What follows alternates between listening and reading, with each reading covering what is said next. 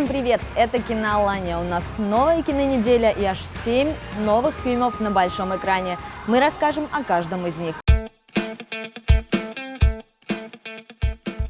Вы заметили, что последние несколько лет фильмы про животных-убийц вновь возвращаются в моду? У нас была очень неплохая «Отмель», затем были две части «Синей бездны» и еще «Мэг» с Джейсоном Стэтхэмом. Все они пользовались большим успехом у публики. А теперь нам предстоит посмотреть, как людей с большим удовольствием съедают огромные аллигаторы. Все это будет происходить в фильме «Капкан». Он прямо сейчас идет в кино. Сюжет довольно простой. На Флориду надвигается жуткий шторм. Главная героиня, профессиональная пловчиха Хейли, не может дозвониться до отца, чей дом находится в самом эпицентре стихии. Девушка едет его спасать, вот только оказывается в ловушке вместе с отцом. Все потому, что дом уходит под воду, а в этой самой воде плавают огромные и чудовищно опасные аллигаторы. «Капкан» снял уже признанный мастер ужастиков Александр Ажа. До этого именно он работал над созданием хорроров «Кровавая жатва», «У холмов есть глаза», «Пираньи в 3D» и «Зеркала». Пугать этот парень умеет на пятерку, и в «Капкане» он это доказывает в очередной раз. Фильм «Капкан» довольно камерное кино. Все события здесь происходят в одной локации с двумя главными персонажами. Роль Хейли исполнила Кая Скоделарио. Вы можете помнить ее по «Бегущим в лабиринте» и «Последним пиратам Карибского моря». Роль ее отца исполнил Барри Пеппер. Его послужной список гораздо интереснее. Здесь «Спасти рядового Райана», «Зеленая миля», «7 жизней» и много других классных фильмов.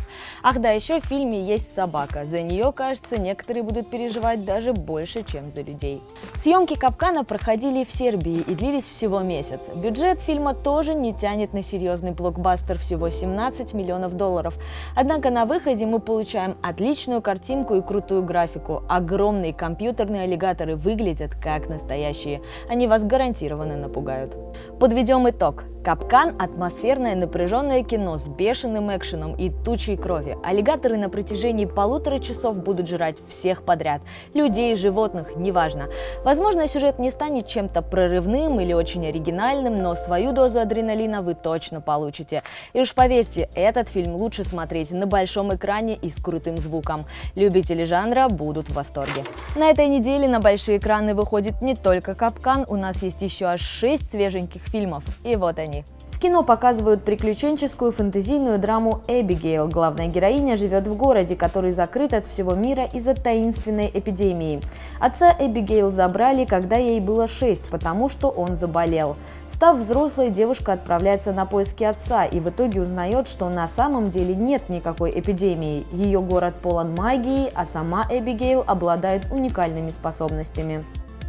Для тех, кто предпочитает боевики, тоже есть новинка. В кино стартовал фильм «Падение ангела». Это уже 3-я картина об агенте секретной службы Майке Беннинге. На этот раз все начинается с покушения на президента. Беннинг оказывается главным подозреваемым. Теперь ему предстоит найти настоящих злодеев, доказать, что он невиновен, и уже в 3-й раз спасти главу государства. А еще в кино можно посмотреть российскую ленту «Бык». Атмосфера преступного города, классические 90-е. Молодой лидер банды Антон Быков по прозвищу «Бык» вынужден зарабатывать любыми методами, ведь ему надо содержать семью.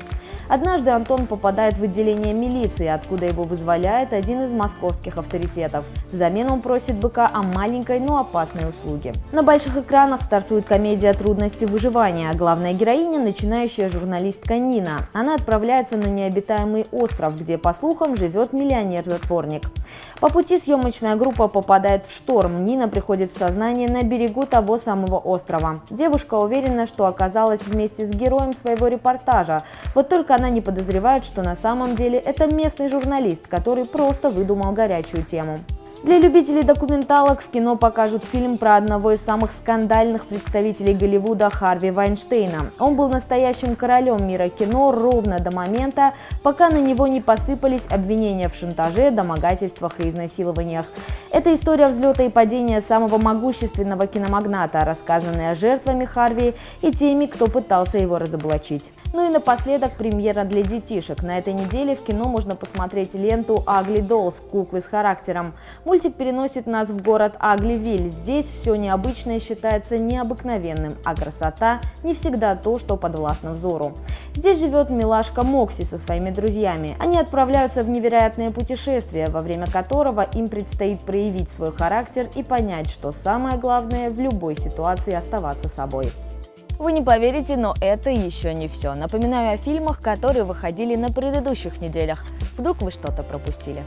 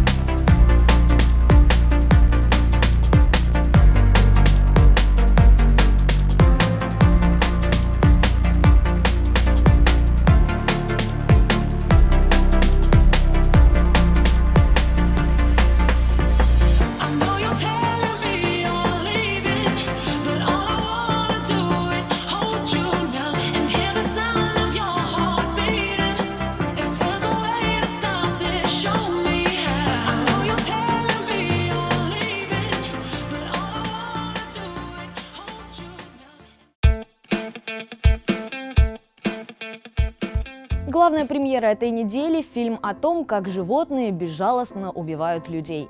А в этой рубрике мы решили в очередной раз напомнить о том, что порой человек сам хуже любого зверя. Итак, если вдруг вы пропустили, настоятельно рекомендуем посмотреть фильм «Американский психопат». Главный герой Патрик Бейтман – красивый мужчина в самом расцвете сил, блистательный сотрудник одной из компаний на Уолл-стрит.